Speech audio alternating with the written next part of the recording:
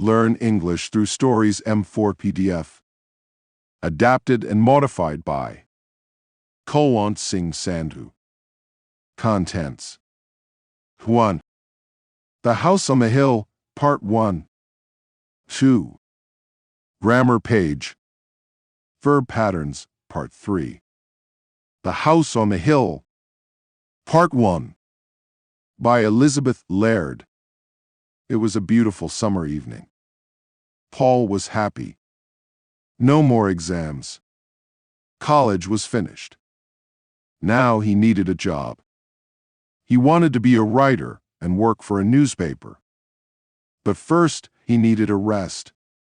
It was hot in the house. There was no wind. "I'll go for a walk," said Paul to himself. "I'll go down to the river." Paul lived in a small town, and he was soon outside in the country. He walked near the river and watched the water birds. Suddenly he saw the girl. She was standing alone, looking into the water. She was young and very beautiful. She had long dark hair, and she was wearing a pretty white dress. Paul went up to her. "Hello," he said. "What's your name?" "I'm Maria," she said, and she smiled at him. Paul and Maria talked for a long time. The sun went down. It was nearly dark. "I must go home," said Maria. "Where do you live?" asked Paul. "In the big white house on the hill," said Maria. "Where do you live?"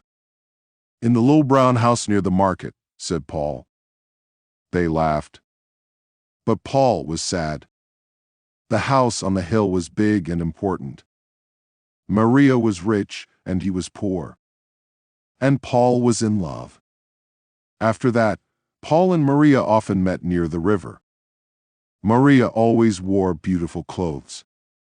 She always looked lovely. Paul thought about Maria all day and every day. One evening, Paul said, "Listen, Maria, I've written a poem about you." He took a piece of paper from his pocket and read the poem. "I met her in the evening, by the riverside. Her dress was creamy white, and her hair with ribbon tied. She turned and smiled at me, and I asked her for her name. Though I am young and poor, my love will stay the same." "You are wonderful, Paul," said Maria. "I love your poem." Paul took Maria's hand. He looked into her eyes. "I love you, Maria," he said. "Do you love me?" She smiled. "Yes, of course I love you," she said. She stood up. "I must go home now." Paul was very happy. "She loves me. Maria loves me," he thought. Paul went home. The little brown house was small and poor, but it was always clean and tidy. Paul lived alone with his mother. His father was dead. That evening, his mother watched him. "What's happened, Paul?" she asked. "Why are you so happy?" "It's nothing, Mother," said Paul. His mother smiled. He's in love, she thought. The next day, Paul and Maria met again by the river. Maria looked sad, but Paul did not notice. He took her hand. "Maria," he said, "I am poor now, but one day I am going to be a famous writer." Maria said nothing. "Will you marry me, Maria? Say yes, we will be so happy," and he stopped. Maria looked at him for a moment. There were tears in her eyes. Slowly, she shook her head. Then she turned and ran away. "Maria!" shouted Paul. But Maria had gone. Paul went home slowly. He did not understand Maria. What is wrong? He thought. She loves me, doesn't she? His mother was waiting for him. She saw his face. Poor boy, she thought, the girl doesn't love him. Paul and his mother ate their supper in silence. Suddenly somebody knocked on the door. Paul opened it. A man in a servant's uniform stood outside. I'm from the house on the hill, he said. My mistress wants to see Paul. That's me, said Paul. Can you come with me now? Said the servant. Yes, said Paul. He was excited. Perhaps Maria has changed her mind. He thought perhaps she does want to marry me. Paul's mother stood at the door of the house. She watched Paul and the servant. The house on the hill, she said to herself. I know those people. A rich old woman and her beautiful daughter. My poor son. It was not far to the house on the hill. The servant took Paul up the wide steps and into the house. Paul was excited and his heart was beating fast. Everything was rich and grand. There were beautiful carpets, pictures, and mirrors. Paul saw himself in a mirror. He looked terrible. This place was so rich, and he looked so poor. The servant opened a door. Paul went inside. An old lady was sitting in a big chair. Maria stood behind her. The old woman was ugly. Her eyes were small and cold, and her mouth was thin and hard. Her old hands were covered with big rings. She looked proud and angry. Paul looked at the old woman, then at Maria. What an ugly old woman. He thought, is she Maria's mother? So you want to marry my daughter? The old woman said. Her voice was hard. Paul looked at her bravely.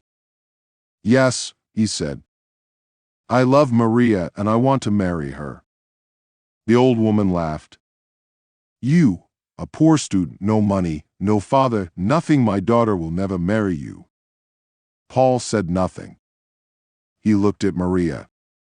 She did not look at him. I am poor now, he said. But one day I'll be a famous writer. The old woman laughed again. No, she said. My daughter is not for you. She is going to be married soon. You will never see her again. The old woman got up and left the room. Maria and Paul were alone. Paul looked at Maria, but she did not look at him. She stood still and did not say anything. Paul went up to her and put his arm round her. Maria moved away from him. I'm sorry, Paul, said Maria. My mother is right. I can't marry you. I don't want to be poor. I want money and clothes and a big car. But you love me, Maria, said Paul. And I love you. He did not understand her. He was angry.